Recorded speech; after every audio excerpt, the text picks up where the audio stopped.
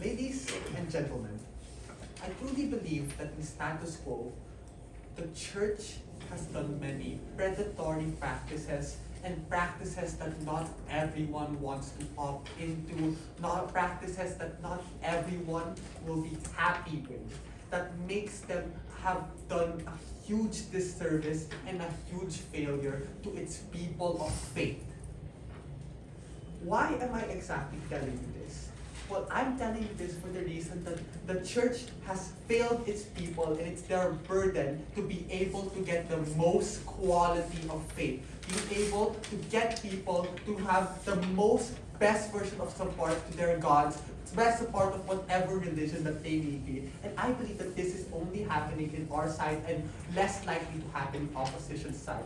What do I exactly mean when I'm telling you that currently, status quo, people here in churches are not actually following as much to gods and stuff and to its faith as much as they should be? Well, I'm telling you right now that they are incentivized to just get numbers up, incentivized to get bare minimum faith, incentivized to tell people that, oh, they just have to follow these doctrines and assert people about what the doctrines is. You can be a regular person and everyone can easily do that. And we think that these are things that precisely happen and lower the quality of faith when there is a lack of evidence, a lack of people having someone to actually follow, a lack of a true centralized thought on where we should go for the church itself. Before I get anywhere, I want to go to the parameters of this debate. How will God being a public figure exactly look like? God being a public figure will mean that he was always here from the start, ever since that start of the religion. We can imagine Jesus himself, the times that he was alive in the Bible. We tell you that that has never disappeared. God is still alive himself. Until today, you can literally talk to him. He can have PR announcements. He is a real person that you can really talk to, that you can interview yourself. Maybe it's harder to talk to him, but there will be ways for you to be able to talk to him. We want to tell you that now, why am I exactly telling you this? Why is this so important? Well, we tell you that right now, the institutions or churches have failed and have been so diverse and so confused. I can give you 500 versions of 500 different versions of Christianity, Catholicism that are so confused on what should be the doctrine, what should they be following, and what they do is end up trying to assert each other, trying to tell each other that you are a failure of evidence for the people to actually start following and putting their entirety onto the church itself. I'll take your POI. Can this God die or be killed at any point, or is he immortal and here forever? We assume that they're going to be immortal and here forever. They are God himself that is there. We're telling you Jesus came back for 3 days. He can do that again and again and again. So if you want to keep killing him, go ahead. God can now smite those people with Jesus himself. But we're also going to assume that they're benevolent. We're not going to assume that they're an evil God out there. We're not telling Satan, alright? I think most depictions of God is going to be seeing him as a benevolent leader. We're going to have 3 main points for this entire debate. One, we think that we're going to talk about why do some institutions or church fail right now. Number 2, we're going to lead to the point on how do we make sure people will have the best quality of faith in our world. And lastly, we want to also tell how this will be a check and balance for the church itself, for it to be able to be centralized and fully understood. Let's go to my first point. Why do some institutions or church fail? We tell you that again, it is lack of people understanding, a lack of coherency, a high assertion of people wanting and a messed up goal of instead of people wanting to follow God, they're just wanting numbers for the church. It has been it has been now disproportionate in what they should be actually doing. And people are now going for the bare minimum of getting people into faith and not for the true causes of that we want. We want the most loyal followers. This leads to our second point. How do we make sure people will have the best quality of faith? Because this is the most important in the debate. Why? Because we believe that churches and religions are the most proximate actors that will be affected in this change. And we want the most possible followers for them. I'll take your POI. If this God cares about life, and he says that it's bad for a woman to get an abortion or a rape victim to get an abortion, isn't that bad for minorities and people who want to be able to get that? Those are off cases where God has to now go off, with PR cases on, there's now changing ideas of social moralities on what people should be doing. We tell you that there could be hundreds of mechanisms of PR cases for God, Jesus himself to have a PR team now on how to actually deal or respond with this. He can now adapt to the times, be able to understand where we're going, and be able to actually now tell us where things should be, whether there are hard laws or no hard laws. We think that it's completely possible that, oh my gosh, Jesus is actually we think that's completely possible that, there are cases that rape victims are allowed to do that. They can see that Jesus himself can choose now and tell, that Jesus or whatever religious figure can now tell where they should go. Now, we think that the quality of faith is now most likely best in our world because the religious goal is now to just follow this real person, this person that could define what it means. It won't exist without it. So we think that they are now the most important, we are saying that now people will want to follow a singular person and not just a huge institution that has so much inconsistency. And we think that consistency is going to be best in our side because he is practically the creator of those doctrines. We can fully trust that person telling us where we should be going next at the religion. What is the religion actually really about? Because they have the fullest understandings of how it can go. Which also leads to our third point on how it's going to be a check and balance for these kinds of states. What do we mean exactly? Right now, churches right now, they can just say whatever they want or maybe completely wrong ideas about the Bible. Because, fun fact here, there were 100 different translations of the Quran. And almost all of them was burned except for one. We're telling you, how do we not know those 99 other translations were the right ones? Well, now we have a person to directly tell us who is the right one, how do we interpret this, and now it's easier for everyone to have that consistent narrative, which is something that will happen in our world more often than not. Because now we don't say that the church is so vague and not understanding. We have a strict narrative on what we want, and people can now be more understanding with what their goals are. This is something limited to our side, and we really want to champion this debate. So if you want a God that's going to be real, talkable, and easier for you to follow, and a more coherent religion, well then join our side. That is why we are proud to propose this debate.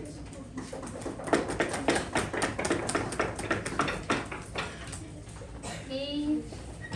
Thank you, Prime Minister. Calling to the floor, Leader of Opposition, here. Is it the floor or is that?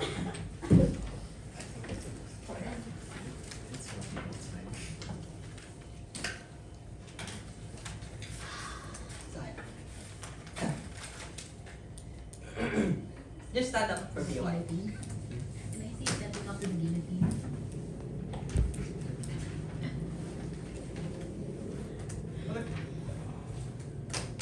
Let's start. 3, 2, and 1. Ladies and gentlemen, at the crux of religion lies the core principle of faith. Outside of reason, outside of logic, you believe in God because you have that transcendental faith that is outside of whether or not He exists. You believe all the same within Him.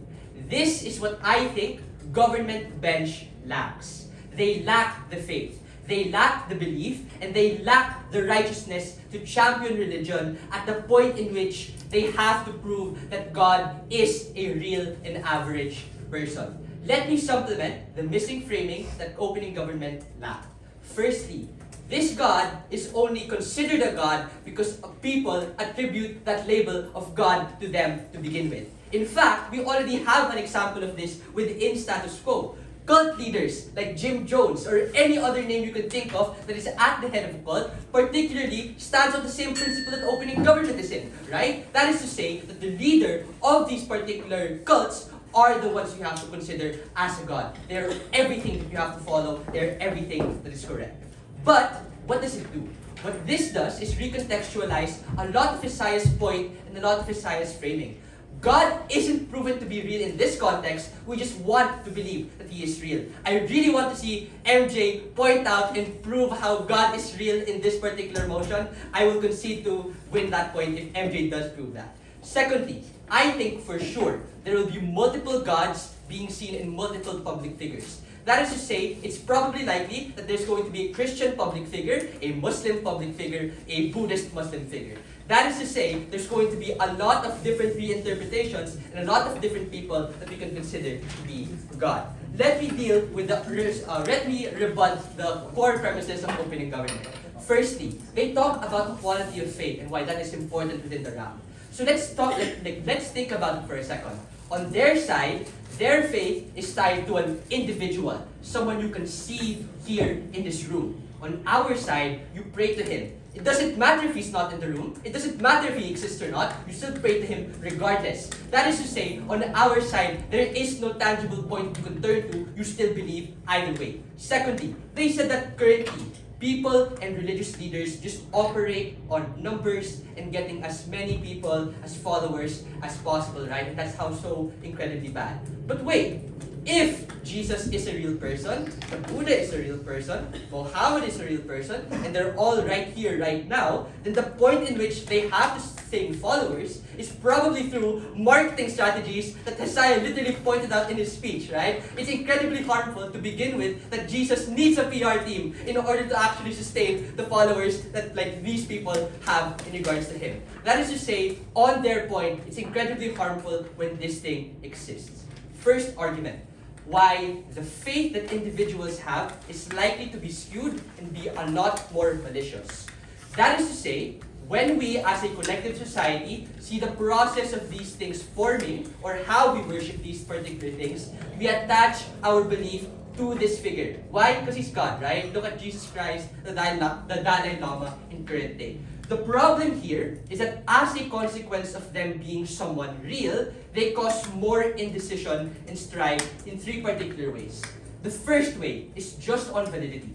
Jesus is going to have to fight like the Buddha, but in the real world. So it becomes a personality politics on who do I like more for the average person. Do I subscribe more to Jesus Christ or do I subscribe more to the Buddha? The problem here is that this is bad because you make your religious affiliation not on you actually believing the core tenets of this religion. It's not that you actually believe in Christianity or Buddhism or Islam, but rather who as a speaker do I resonate with more?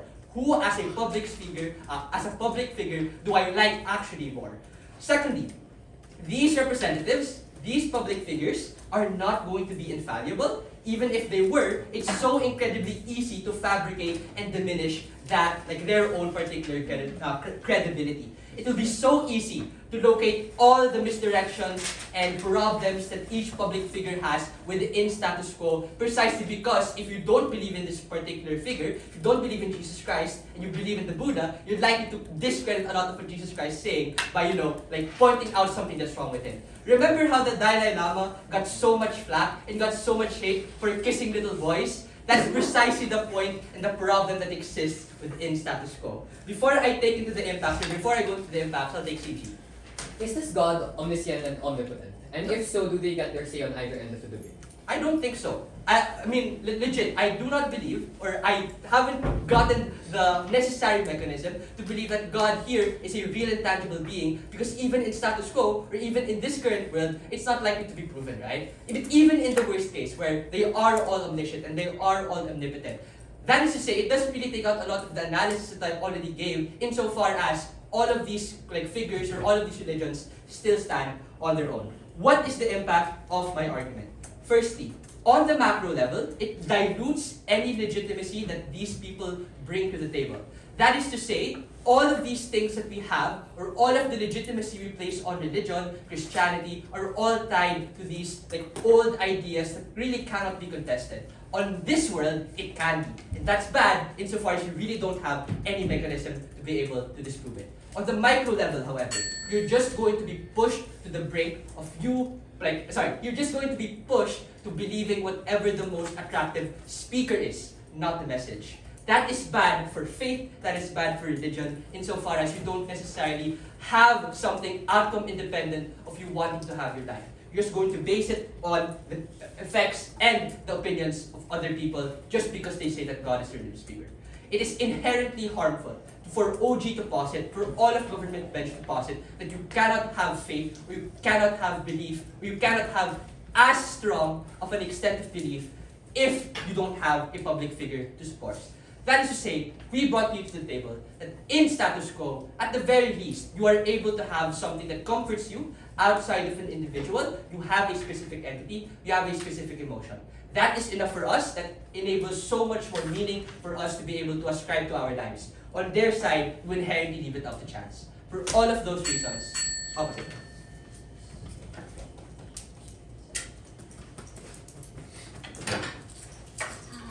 Okay. Okay, thank you, LO. To the front, Deputy Prime Minister, here.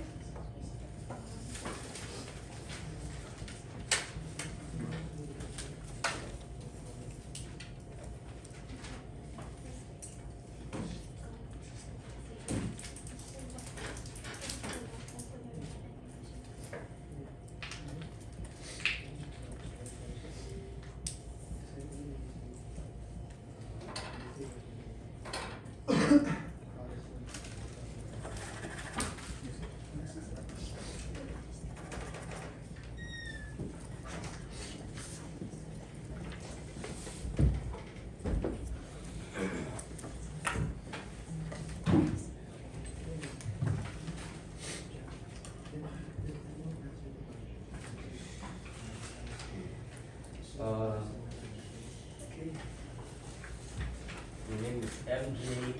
POI preferences, I don't care. Just stand up. Pronouns, I also don't care. I'm very sick right now. I might do a bad speech, but kumbaya, who cares? So, starting my speech in 3, 2, 1. Dear panel, I'll tell you this from the very start. CO gave this awful POI earlier. That, oh, what if God approves rape victims, right? We say that at that point, you're putting the words of God through your human voice, and that is precisely what's wrong with the current church, where the teachings of God is now hinged on what you put through these people. So, I know we all have religion class, and it is very simple that what we want to prioritize here is going to be the quality of faith. But to rebut on that, right? Jaron's whole system is extremely dependent on the fact that this is going to be a wedding system where these gods have to actively compete with each other in order just to get more followers. But that's not the point here. It's not a numbers game, it's a quality game. And we say these kinds of things already happen in status quo. That's why a lot of religions hate each other, and a lot of religions actively force and are predatory in nature. But at the very least, we take that away and actually go up the benefits. Why is that the case? Because now that these gods are tangible, these gods are real, these people can actually have a personal connection with these gods that are incomparably much more impactful. Why is this the case? Now that you know that they are real, this kind of personal connection is now personal connection is what truly drives you to stay with them and stay loyal, which we say keeps the highest form of quality because you truly believe them as a god and all of their teachings and everything that they say. We say that all religions having a binding and furthermore, we say that all religions have a binding morality. What does this mean? That means but when it's so bad, that all religions have a binding morality. This means that anything that Kuya Josef said in his POI doesn't really apply because we do have a form of morality in which we do agree with. But it's also when it's so bad, it's only gonna get so bad when you only teach lies upon lies, which we say happens more in their side that doesn't have this form of God, that doesn't have a form of counter and balance. That's why we say the spirit of religion is to truly be close with God, and that only happens with His truly tangible connection. Because this is an axis of knowledge and personal fulfillment. It's a journey that you have with God that you're actively forming. We say that this happens, that you can truly be close with God because He's a tangible entity that you can actively have a form of conversation, a form of discussion that's truly interactive, and that guides you more to your own personal fulfillment and quality of truly believing in Him. Go. So the Quran says that women should be subservient to men. How can women fight back against this harmful narrative if a literal God is the one they're fighting against? Okay, that's why we have moral discussions on all these topics, and that's why we have God here in order to help it. That's why Hesaya literally gave an example earlier of the 100 translations getting burned and only one being kept. Why does that mean? Because the information that we have and are currently subscribing to is completely hinged on the fact that one person approves it and not of God. That's why we want God here. Because instead of these political leaders and these religious ideologies enforcing what they personally believe, we actually have a more substantial conversation with God, and that's how we get rid of these harms. Because all of these things that are in the narrative of the Quran is out of the virtue of them being protecting the past. And we say God as an entity is going to be is proactive. And that happens more in the side where He is truly tangible and exists our side. Why? Because instead of being stuck to a book that came from 2,000 years ago, you actually have a conversation with Him that's the truest form of what He's saying, because He's literally God. All of those teachings now are more tangible. All those feelings now can be agreed with, because it's something that's not dependent on the opinions of one person. It's dependent on God Himself. Furthermore, all the harms that He says, that Jaron says, is completely co-op with us. We keep the best form of morale, of quality of faith, in a world that actually gives you a check and balance and makes you realize what's important in the world. You next. When he is a public figure who your partner says lives forever, anything he says becomes codified in law. Even if these things are good categorically, who is to say that that worldview, whether it be liberal or conservative, is the absolute truth? We rather have people discover that amongst themselves when there's a plurality of things to believe in. Okay, but my simple answer here is, when all of the morality that we already have in status quo is contingent in the social institutions called religion, and the very fact that they're enforced by these public figures that aren't even the truest form of what God says, then it is better on our side, because at least you can have this form of discussion with an avenue where all people actually believe the same thing and agree, because it comes from God Himself and not some old priest guy that that's has their own inherent biases. That's why it's going to be particularly good in our side, because even if whatever they said that we already contextualized that this God we already contextualized that this God is benevolent, but we say that even if, like what Jaron says earlier, this forms like a cult, it doesn't matter, because ultimately I'd rather have a good God that that gets everything right, as opposed to me having to contest, as opposed to having to actively contest with actual cult leaders that having to contest with actual cult leaders that will only guide you more to your own destruction, because you don't have the actual right way of morality that's founded on the actual teachings of God. With all of that and very more, if you want a world that truly has the highest quality of faith, and not only that, a check and balance to have this quality of faith actually be grounded in reality, you have to side with our side, because that's where you get the most tangible results. Proud of you.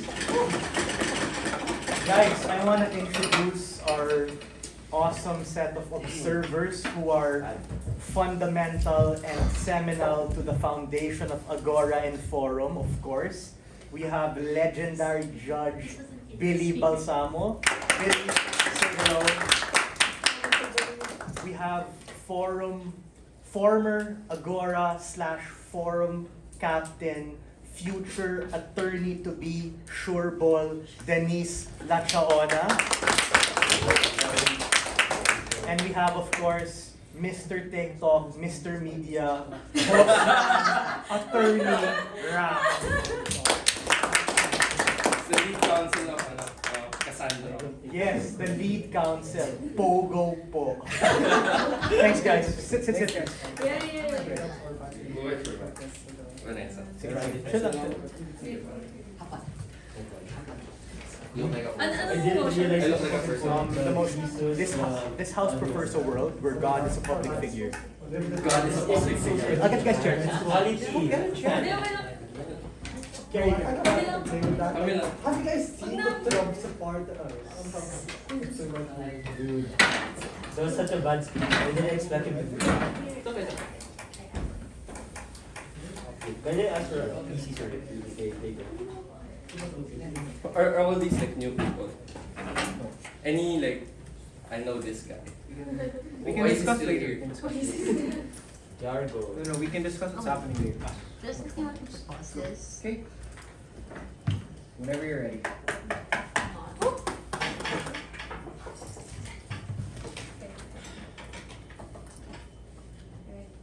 I was setting up my timer. Hi, my name is Ira. Technically, I shouldn't be here because I'm not really in this institute anymore, guys.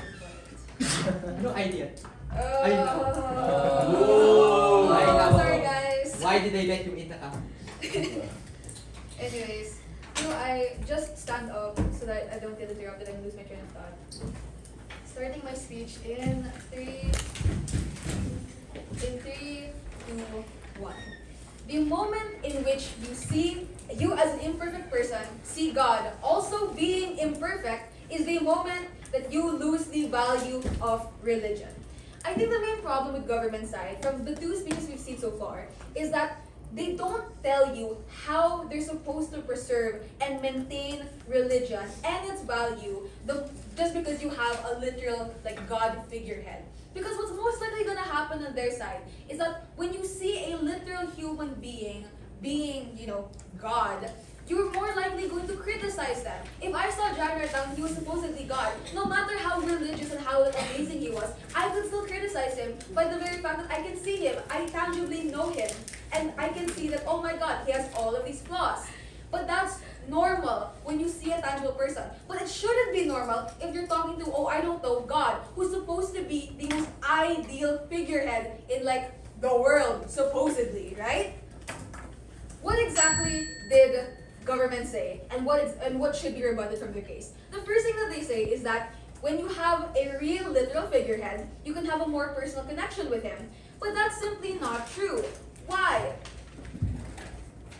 That's simply not true. Why? Because if you were to have a personal relationship with another person, that means that reframe. Your personal relationship with God should be a relationship wherein you see this perfect thing, and you should strive to be that very same thing. But because you see God as something that is not perfect, that means that you are able to criticize them more. You're able to see them and say that, wow, I actually don't really believe in God because he says to be kind, but what if his kindness isn't, it isn't as omnipotent as it is depicted in the Bible, because you're tangibly seeing him. And so what ends up happening is that you're not going to have a real personal connection with him. Sure, you have a connection, but it's not going to be to the same value and extent as the relationship you would have with an omnipotent, abstract being, because the whole point of him being abstract and omnipotent is that you're supposed to strive to be like him. But you can't strive to be like him if you can literally see him sitting right across you, right? Second thing that they say is that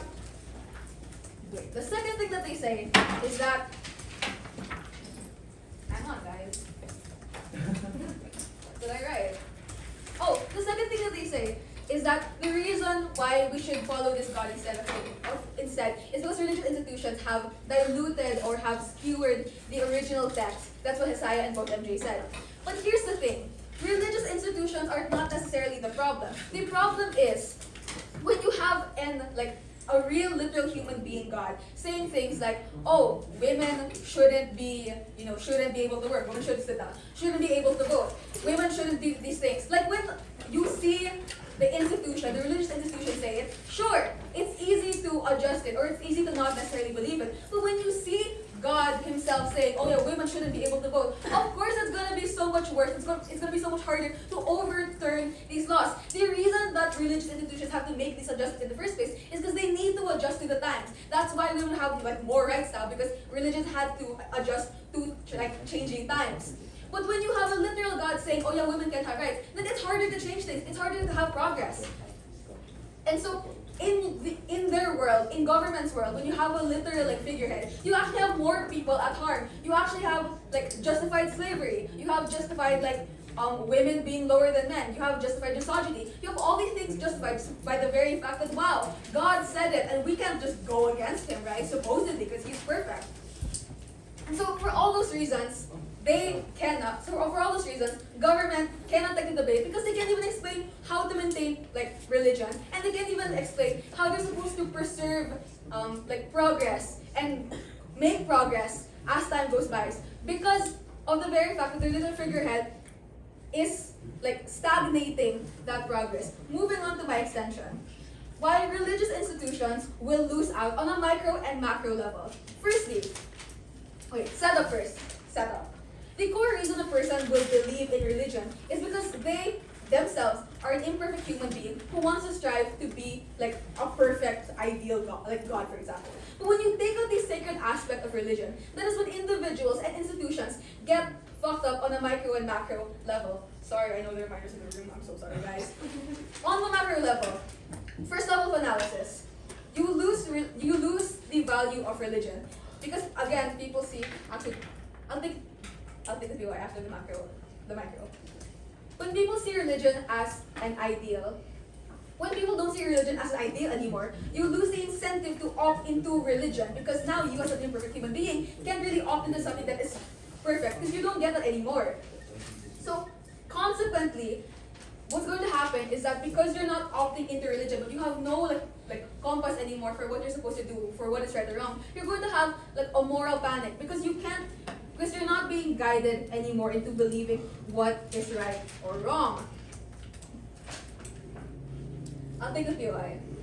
Didn't you literally just describe Jesus earlier? Wasn't it because of his occurrence that he got thousands of followers that became so loyal that I literally have religion class in study for? MJ, if God was in the room with us right now, you would still criticize him. The reason why God was so loved during that time is because he existed for what? Maybe 40 years. But if God had been existing for like 1,000, 2,000 fucking years, dude, we would have a history of all the things he did wrong. Meaning, we would have a history of things to hate him for or criticize him for. He'd have a long-standing history of things that we would absolutely like hate about him. Moving on, like I don't see how the PY is relevant, but even then, if that were true, we'd have so many things to criticize God on and hate him even more for. But moving on.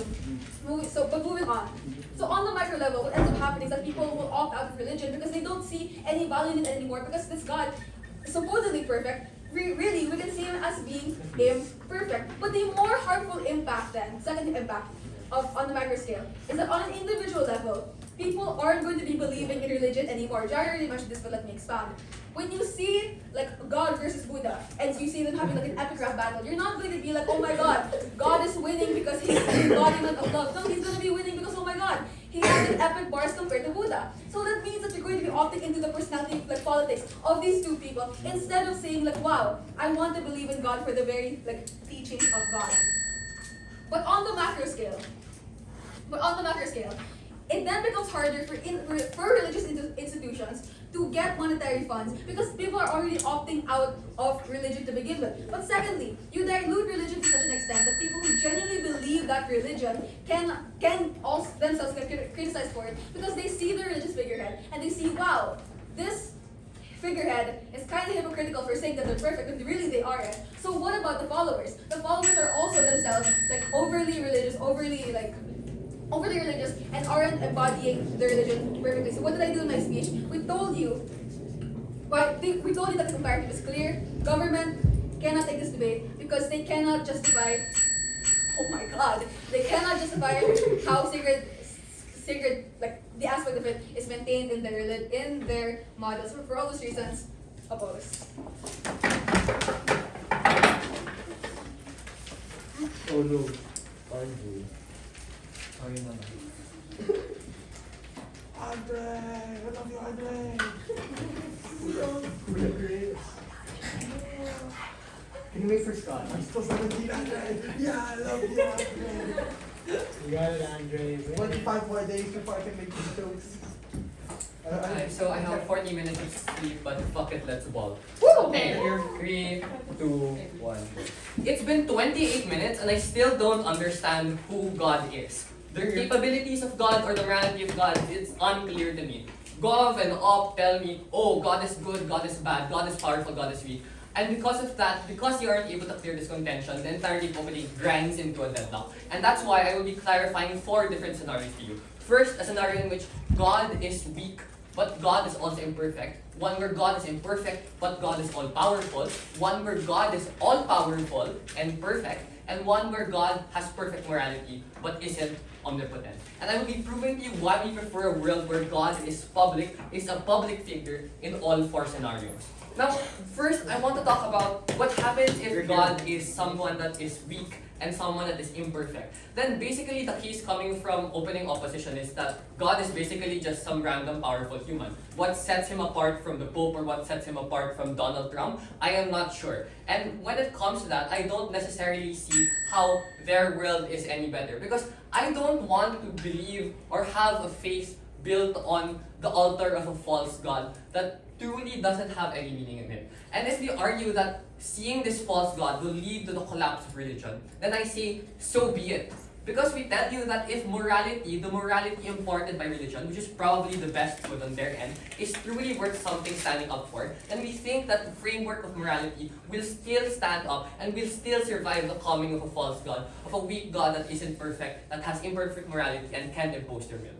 But then, more interestingly, and I think this also partially addresses the POI coming from closing opposition, what happens if God is a tyrant? What happens if God is omnipotent, but he hates women and doesn't support abortion?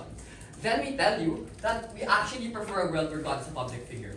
Why? Because tough luck, you were born in a world where God hates women, and there's literally nothing you can do about it. I would prefer knowing the fact that there is an overlord God that will send me to hell if I don't support abortion. That way, I can avoid hell rather than falsely believing that no way, God can't be this evil, and then suffering an eternity in hell just because I didn't believe that in the first place. And I think the importance of this framework coming from closing government is that it provides flexibility. That within multiple scenarios, we are able to show why necessarily we are able to win in all cases. But then, third, what happens if God is all-powerful and is perfect? And we think this is basically very easy to win on. Because on either end of the debate, if God is a public figure, if God has perfect morality, and God is all-powerful, then if he is on earth, then basically that just means more people are going to believe in him. It's easier for people to believe in something that they can tangibly see in. That's the whole point of the theology of the church in the first place. The fact that there's a physical way for people to interact with their faith and the belief in God makes it inherently easier for people to believe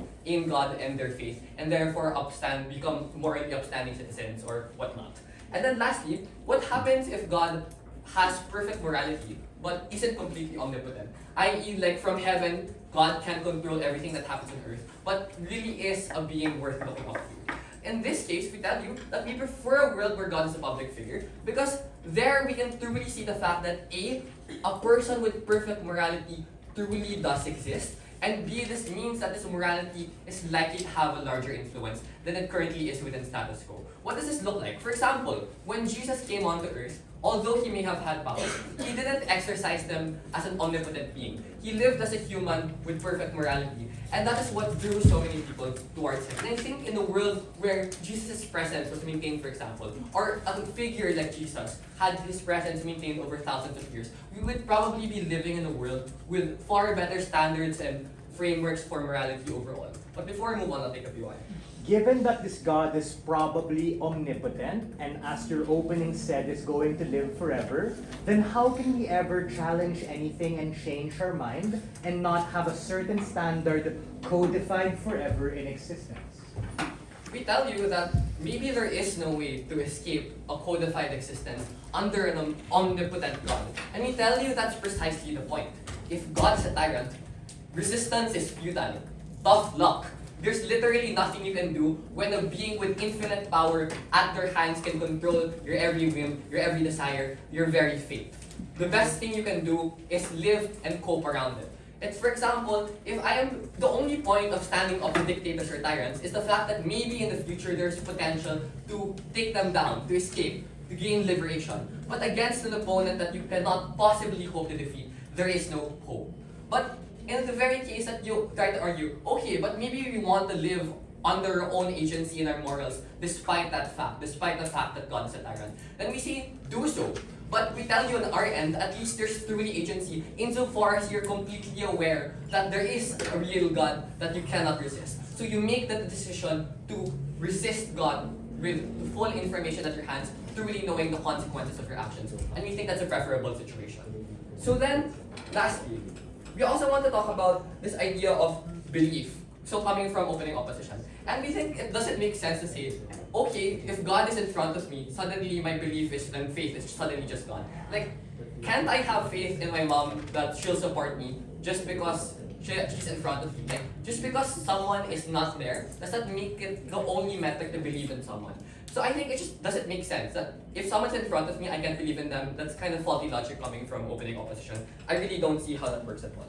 But then, when we're talking about the status quo compared to these different scenarios I've been able to provide, we see one thing in common between all these four scenarios, and that people have more agency to decide what framework of morality they choose to live by. And we think this is an important standard insofar as A, in the situations where God is omnipotent or is a tyrant, you are able to ensure that you choose the best actions for your self-actualization, for your benefit in the future or during your life. Or in the cases where God doesn't have control over your life, you're able to make or choose moral frameworks that are likely to stand without this belief in false God. Probably you would have less contention regarding like whether or not God truly exists. Because let's say God is a public figure, and let's say there's someone like Donald Trump. And we tell you that probably that situation is basically just status quo anyway. But at the very least, we know that that God up there, that figure that people are idealizing, truly isn't there. Because we already see his imperfect role, his imperfect character in the flesh as a public figure the way he is now. And we think that state of being a public figure leads to some sort of accountability within that situation. For all of these reasons, we think we take over opening and possibly closing opposition.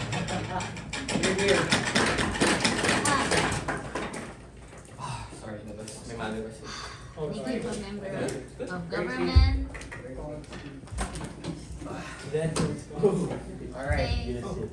So, afternoon everyone. My name is Scott. I'm going to be a member of opposition. In the interest of keeping this like a cool debate, I decided to do this without paper. Classically in the style of Kip. So hopefully it'll go okay and I don't forget any arguments. If I do, I will bullshit on the spot and I apologize in advance. Pronouns, he, she, they, it. You can call me whatever you want. And with that said, I'll be starting my speech in 3, 2, 1. I think that the previous speaker gave a very interesting approach in how we look at this debate, which is that we don't know what God is going to be like, but where I think he fails is that he actually asks the wrong questions. Because his questions were twofold. 1, is God very powerful or is he not? 2, is God very perfect or is he not? I'm going to flip that because I think more important than the characteristics of that God is actually the behaviors that he ends up taking and the responses of people towards those behaviors. That is, there are 3 questions we actually have to ask. The first question is this going to be a God that is very active or a God that is very passive? Because even if we assume that God is powerful, that doesn't equate to him acting upon the powers that he has. The second question we need to ask is this God going to be believed by the public or is he not? Will a lot of people believe in God? Will a lot of people not like God? And the last question we need to ask then is, what does he believe in and what can he do? I think Andre did a great job on that third point. So I'm just going to reframe this entire debate around 2 points. All rebuttals are going to be integrated. Point number 1. If we assume, as I think opening government does, that God is going to be someone who's very, very active, so intervention is to say, the Quran is wrong, that is wrong, this is right, and a God is also very popular enough that all religions are going to sidestep and say, wow, there's only one faith, that's the world they kind of subscribe to, then in that world, God is going to be a dictator. But unlike the analysis we get coming in from our opening half, which basically focuses on, oh, God is a dictator and his beliefs are wrong, we're going to counter that by saying a few things instead. Sorry, not counter. We're going to add to that by saying a few things. Number one is that irrespective of whether or not God believes in women, we think it is on principle a bad thing. Why is that the case? Because if God believes in gays, if God doesn't believe in gays, if God believes in this, if God doesn't believe in that, it doesn't really matter. All of these situations share the exact same feature, which is an undermining of human agency. Because no matter what any government says, no matter what any person believes, objectively, if anything goes against what God has said, it is going to be wrong. We think that the entire world we live in is built around this idea of freedom. When you vote in elections, when you choose your citizenship, when you choose a job, and now there's a way of saying whether or not that is right or wrong, and I think they give us no principle justification as to why that is okay. The best thing we get is what comes in from Andre, this idea that, oh, what about transparency? I mean, transparency is cool and all, right? But I don't think that's a principle justification. Okay, I have more information, I can make a smarter decision, but why am I in that situation in the first place? No principled reason as to why that's fine. Okay, secondly, now if we assume more the kind of God, right, who is, okay, he is very, very powerful, but he is not very popular, which is closer to what opening opposition sort of goes into. What is the kind of world that we actually end up getting?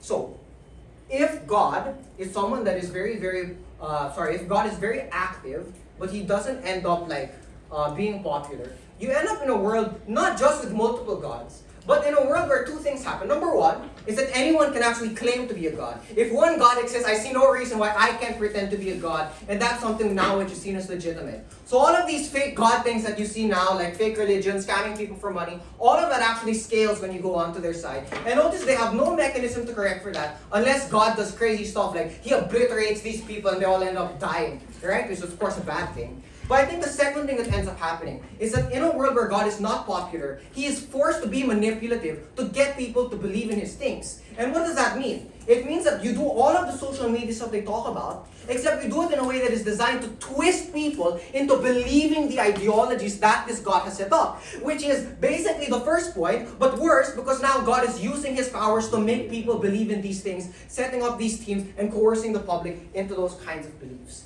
Now, I think there's a world where people could argue, okay, this God is someone that is very, very popular, but he's very passive. So he doesn't give strict statements on anything. He's kind of like those Dalai Lama people that say like really vague things that could be anything. Be kind to others, child. And that kind of stuff, right? In which case we would say two things. Number one, that God is useless, right? He's not going to tell us any truths which actually change our behaviors in any meaningful ways. But secondly, note that this God is very likely to be gaslighted by the public. Guys, remember how when Jesus Christ was alive, everyone fucking hated him. He was crucified. There were thousands who were like, kill Jesus, right?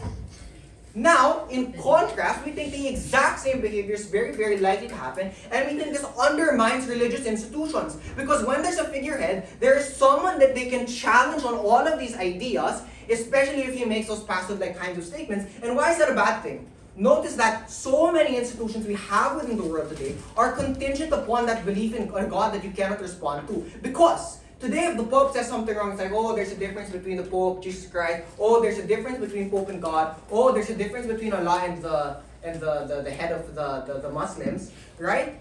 We can do that in the status quo. We cannot do that in a world where you can respond to the God. So people are actually less likely to believe, they are less likely to opt in, and the effect of that is you have less of these Catholic universities being set up, you have less people making these kinds of donations because they do not believe the system, they do not believe the framework that actually ended up being like set into place, right? But finally, let's go into this last situation. So you have a God, he's very passive, he's not very popular, and he's just, I think this situation, God is going to be like pretty useless across the board. Okay, so now let's go to the last part, which is this idea of what does this God believe in, and what are the powers that this God actually ends up having. Firstly, I'll respond to Andre's point by saying one, I think it doesn't actually matter whether or not God is very, very powerful or not very powerful, because either way, he must be more powerful than human beings, right? That part we are at the very least sure of. But I'm going to expound upon that in one level. When you introduce this idea of powerful being, as long as he's more powerful than any human, what is the incentive structure? The incentive structure becomes things like, oh, I as a country, I want Jesus. The United States will want Jesus Christ. They're going to want him, right? Do you think Donald Trump will allow Israel to have Jesus Christ? He will not. He will bond Israel to take Jesus Christ, ruining the geopolitical situation. You think that having Jesus Christ won't affect things like tourism? He's going to skew the geopolitical landscape of the world, right? And on that second point, right, of whether this God is perfect or imperfect, it doesn't matter. As long as God is real, people will find those imperfections as they did with Jesus Christ. I think I proved that point earlier on. With that said, very proud of this.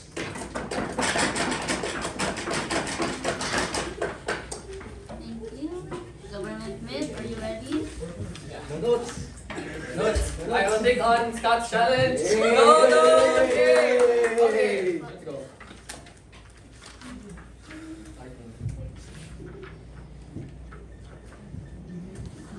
Three, two, one. Not knowing that I live in a dictatorship does not change the fact that I live in one.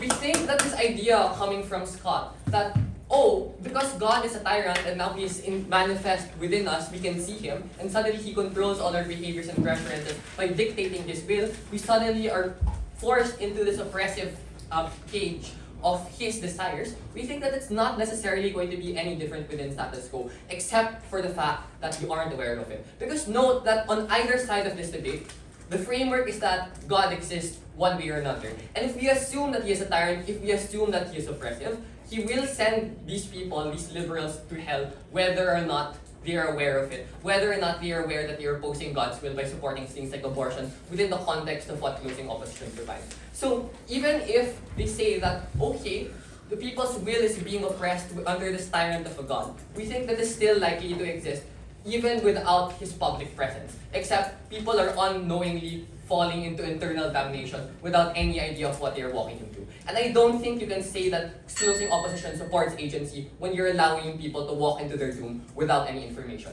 But then, on to the rest of their case. When they tell us that, okay, suddenly the geopolitical landscape is going to be skewed by this figurehead of God, and like Donald Trump is going to bomb entire countries. Now, note that the problem with their statement is that they're introducing God within the current geopolitical landscape. But we're talking about preferring a world where God has always been a public figure, has always existed, or at the very least has had some presence for the majority of human history. And we think the difference there is that God or society would have been built around God within the framework or the analysis that is used by closing opposition. So what does this necessarily mean? In the scenario that God has a lot of power or is truly God but isn't someone that likes to meddle, then we think inherently probably society would have formed very similar to the way it has today, built around the idea of faith, built around the notion of the Roman Catholic Church, for example, except we actually have the figurehead of God rather than the Pope. Probably not much different in their world, except for the fact that maybe people have stronger faith within God, that religion is more cohesive, and that there's less opposition and strife. So I think that's something that we're inherently willing to support or prefer at our end later. But then, also, what about this idea that suddenly false idols are gonna pop out of nowhere, and suddenly they're gonna be challenging God for his position, and suddenly there's going to be all this political strife? Now, just intuition pump, just vibe check, guys. Does the fact that you see God in front of you make you more likely to believe in false idols around him? I think no. But diving deeper into the analysis there, because when we have religious frameworks, for example, that deal with the coming of prophets, that deal with the second coming of God, for example, there's already a lot of framework to support these false idols in the first place. And when you can definitively say, as closing opposition assumes, that there is a being that is God there, that people recognize as God, then I think it's going to be harder to believe in these false idols. But then, lastly, what about a scenario wherein God is powerful and does nothing and doesn't really change much? And we tell you that their situation is basically very similar to status quo. Because in their world, God is also very powerful, but also God doesn't intervene with our world in the form of a public figure. So we think that in our world, at the very least, there is that figurehead that closing opposition mentions. And I want to flip this analysis against them actually. Because we think having a figurehead is necessarily better. Why? Because a majority of political strife usually derives from a difference in the belief of values, or in the difference, for example, believing in different religions or different manifestations of God. When you can clearly see a figurehead that you're more likely to believe in right in front of you, it minimizes the likelihood for political strife or religious strife. And even if this still exists, probably it exists to a lesser degree. But before I move on, But you're assuming here that everyone will have a consensus that God is true. What I counterpoint is that people will not have a consensus that God will be true, and they're likely to make their own different gods and challenge those things. So the political division still exists, except now they have the legitimacy to claim that they are in fact God, because a God does exist. You're just arguing for status quo, because that's currently where we are. Shame. Because there's God, and then there are people that believe that there are different gods. So we think that the reason why we prefer specifically a world wherein God specifically manifests here are that for the people that do believe in Him, that there is a more direct connection with God, that the religion or their faith is enhanced, or maybe there's also less, if God does intervene to some extent, even if it is not a lot, then at the very least, we are able to interact with Him. But then also, I want to challenge this premise in the first place, that God wouldn't interact with the world that much. Because what does it mean to be a public figure in the first place? In order to become a public figure, in order to become popular, you must have some engagement with the public. Public figures aren't statues that just stand there and do nothing. How are you going to get attention? How are you going to get the public's attention if you just stand there and do literally nothing? How will people even know you're God if you don't do anything? To become a public figure as God means to interact with the public. And as a God with power or with certain incentives, we think this inherently means either explaining your values and your ideas to the people around you or imposing them. And in either way, we've explained why those are ideal situations. But lastly, what if God is manipulative and twists people into doing things? Well, one, if God is good and the manipulation leads to a good end, then we're willing to deal with that because that's preferable to people being led astray. But then, second, if God is mischievous and manipulative at the same time, then we tell you inherently, again, tough luck. If you're born in a world where God sucks, then there's nothing you can do about it. At the very least, you can see the enemy that you have right in front of you. You know what they're capable of, and you're able to adjust and live accordingly to that. So for all these reasons, I'm very proud. Oh, it's 6 minutes pa lang pala. Sorry. You have one more. I have one more. Okay, so I have 1 more minute. So inherently, you can see that the framework of coming from closing opposition is built around this idea that very similar to status quo actually. And we think this is where they fall. When they aren't able to prove how status quo inherently has benefits over the harms that they posit, which I've already disproven, and we tell you it just simply makes more sense that God being in the world does more good. But again, all of these routes that I've explored were solely to engage with closing opposition and opposition bent as a whole. But we think the most likely case in this scenario is that God is powerful and God is good. Why is that necessarily likely to be true? First, if you're an omnipotent, omniscient being, which we think is the most likely scenario for God in this case, then it means that probably A, you have no need to control or coerce the public because you already have ultimate control anyway. But B, if you're omniscient, it means you probably have a higher capacity for morality and logic in the first place, which means probably leading to things integrated with our self-actualization. And if that's not the case, again, our case of having more awareness and information to make decisions, this agency, this principle that closing opposition claims is actually stronger on our end. For all these reasons, I'm incredibly proud to propose we think CHP wins this debate. Manner, okay. Here. Thank you.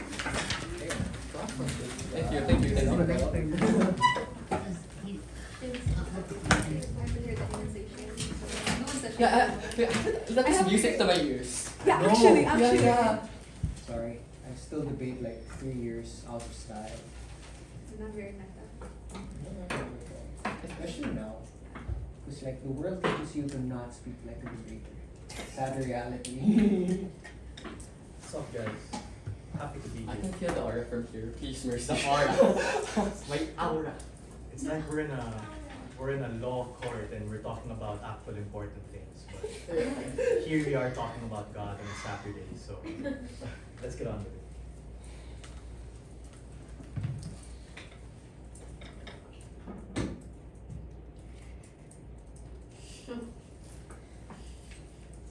Madam Speaker, ladies and gentlemen, even if God were a benevolent public figure who really cared and loved all of humanity. The POIs I raised earlier in the round still stand, because I asked, who is he kind to and what is he good for?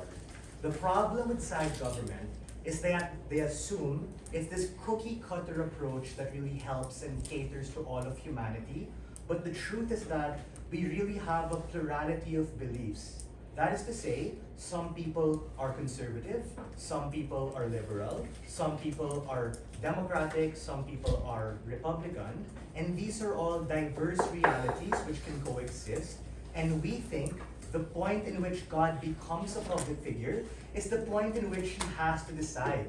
Because of Scott's extension, right? The point in which he says all of these vague bullshit is the point in which he no longer stands for anything and he becomes those very vague finance and econ fuckers on TikTok saying all sorts of supply demand, bro. It's about buying low and selling high. These particular ideologies are precisely the point in which he does not become useful to the world.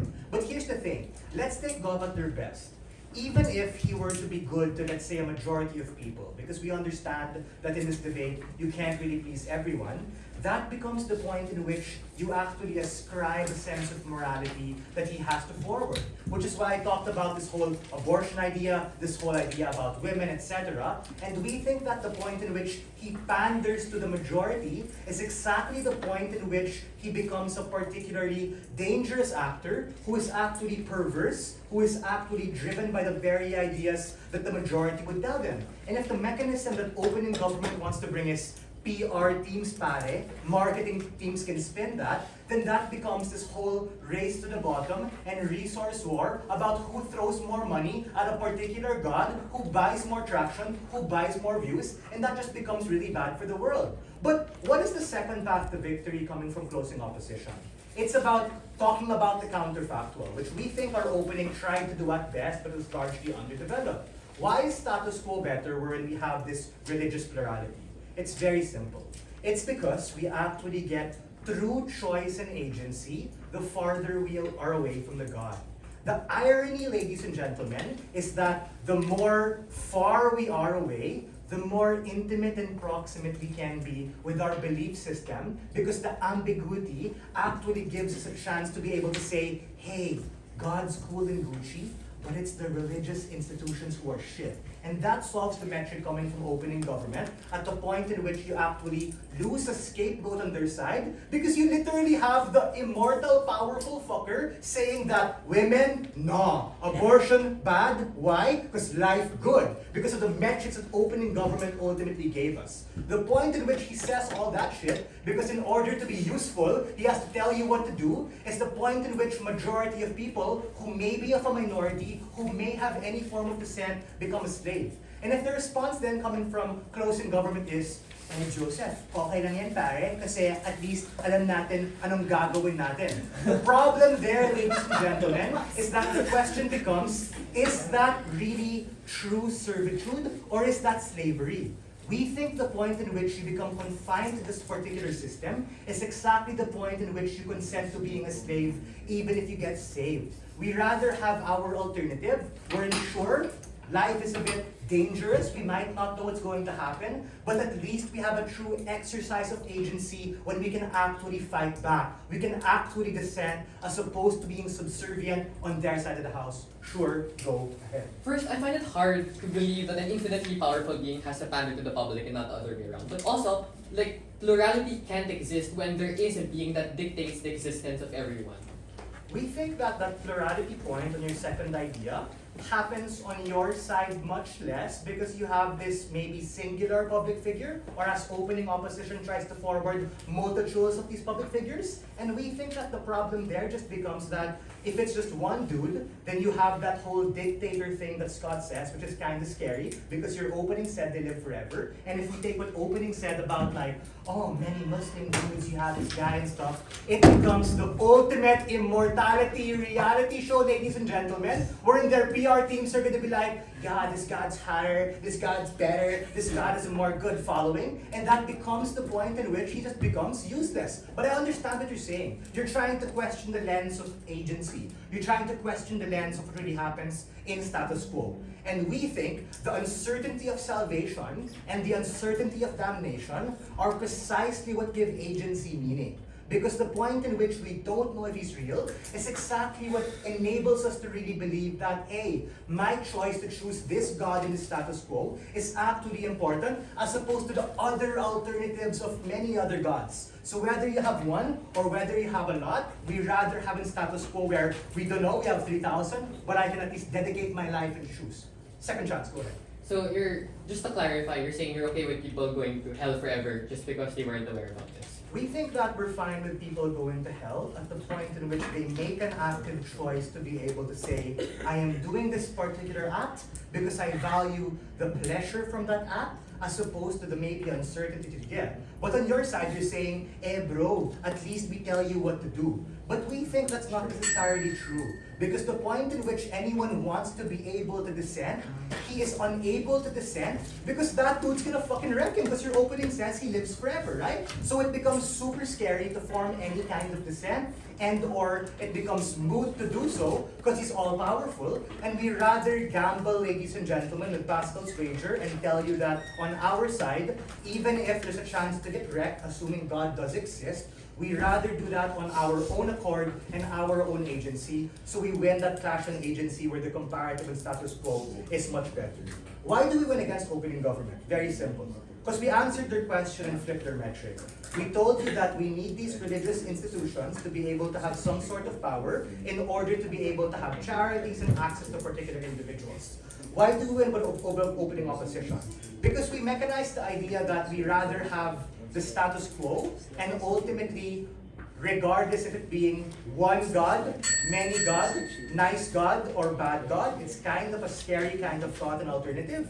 And in terms of closing government, we're able to really weigh that idea of agency, wherein we truly tell you that on our side, given the uncertainty, but you're kind of far away from the problem, is the point in which you're better able to exercise it, and we are very proud to take it. Here.